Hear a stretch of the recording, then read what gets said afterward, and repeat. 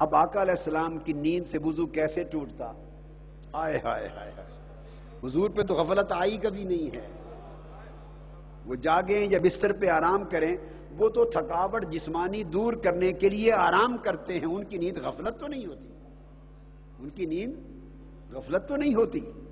اس لیے کہ جب نیند کرتے ہیں آقا علیہ السلام، جب نیند فرماتے تو وہ تو اللہ کے حضور پیش ہو جاتے تھے اور فرماتے ابھی تو عند ربی یطعمنی ویسقینی، جب میں سوتا ہوں تو اللہ پاک میرے پاس ہو جاتا ہے اور میں اللہ کی بارگاہ میں ہو جاتا ہوں، وہ میرا رب مجھے کھلاتا بھی ہے پلاتا بھی ہے۔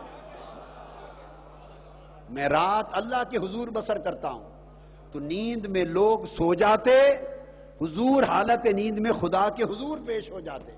رات اللہ کے حضور بسر کرتا ہوں، یطعمنی ویسقینی، تو میرا اللہ مجھے کھلاتا بھی ہے پلاتا بھی ہے۔ یہ بخاری شریف اور مسلم شریف کی متفق علیہ حدیث ہے۔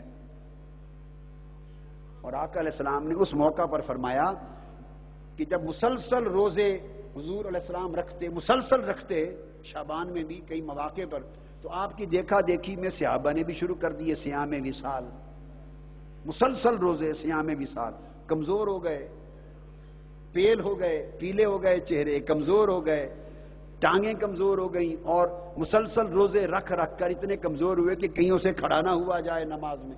کھانا تو پہلے بھی تھوڑا تھا، کھانا تو پہلے بھی تھوڑا تھا۔ تو جب ان کو دیکھا تو آقا علیہ السلام نے پوچھا، یہ بخاری شریف میں ہے، مسلم شریف میں بھی ہے، کیا وجہ ہے تمہیں کمزور دیکھتا ہوں، تم سے کھڑا نہیں ہوا جاتا، کیا وجہ ہے؟ تو صحابہ کرام نے عرض کیا یا رسول اللہ، آپ کو دیکھا مسلسل روزے رکھتے، صیام وصال متصلاً روزے رکھتے، تو اس میں چاہت پیدا ہوئی تو ہم نے بھی مسلسل روزے رکھے ہیں، اس کی وجہ سے کمزور ہو گئے۔ آقا علیہ السلام نے بطریق جلال فرمایا ایکم مثلی، تم میں کون ہے میری مثل؟ ایکم مثلی، کون ہے ابو بکر عمر عثمان و علی، کون ہے تم میں میری مثل؟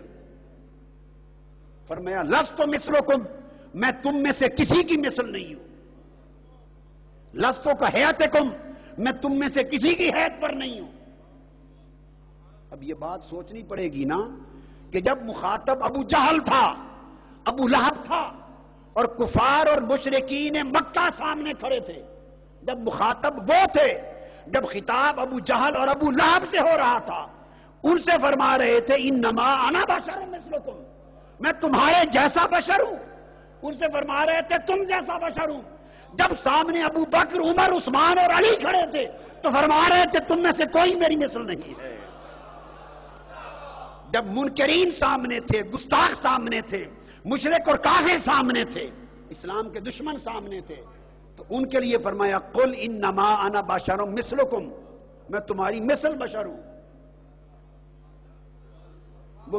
وہ کافر مشرک جو تمہاری مثل بھی نہیں ہیں، لاہور والوں تمہاری مثل بھی نہیں کہ تم صاحب ایمان ہو، وہ ایمان سے محروم ہے۔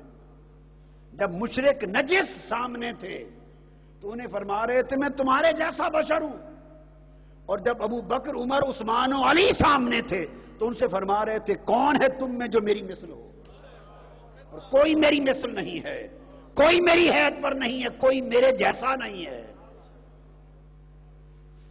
تو یہ فرق آ گیا نا خطاب کا، لوگ اس بیان میں الجھے ہوئے ہیں، یہ بیان کبھی سوچا نہیں۔ لوگ بشر مثلکم میں ہی الجھ گئے ہیں، اور یہ نہیں سوچا کہ خالی بشر مثلکم نہیں کہا، کسی کو وہ کہا اور کسی کو کہا لست مثلکم، میں تم جیسا نہیں ہوں۔ ایک سیکنڈ، جو وارث ہیں تو یہ کیوں کہا؟ دو اقوال میں، دو خطابوں میں فرق کیوں؟ جب مشرکوں سے کافروں سے بولے تو ان کی بولی میں کہہ دیا، ہائے ہائے، جو کچھ وہ سمجھتے تھے انہی کی بولی بول دی، اور ابو بکر عمر عثمان و علی سے بات کی ادب والے تھے تو ان کی بولی میں کہہ دیا، ان کی بولی میں کہہ دیا۔ لہذا دو راستے بتا دیے، جو بشر مثلکم کے دھیان میں رہے وہ ابو جہل ابو لہب کے راستے پر ہے، جو لست مثلکم کے دھیان میں رہے وہ عمر و علی کے راستے پر ہے، ابو بکر عمر کے راستے پر ہے۔ مومنوں کے لیے یہ ہے مومنوں کے لیے لستو مثلکم ہے، کافروں کے لیے بشرم مثلکم ہے۔ تعجب ہے کہ کوئی مسلمان ہو کر بشرم مثلکم کی رٹ کرے، یہ تو پورا قرآن گواہ ہے، یہ تو بولی ہی مشرکین کی تھی، کافروں کی تھی۔ انتم بشرم مثلنا، یہ قرآن میں جگہ جگہ آیا، ہم تمہیں کیوں مانے، آپ ہماری مثل بشر ہیں۔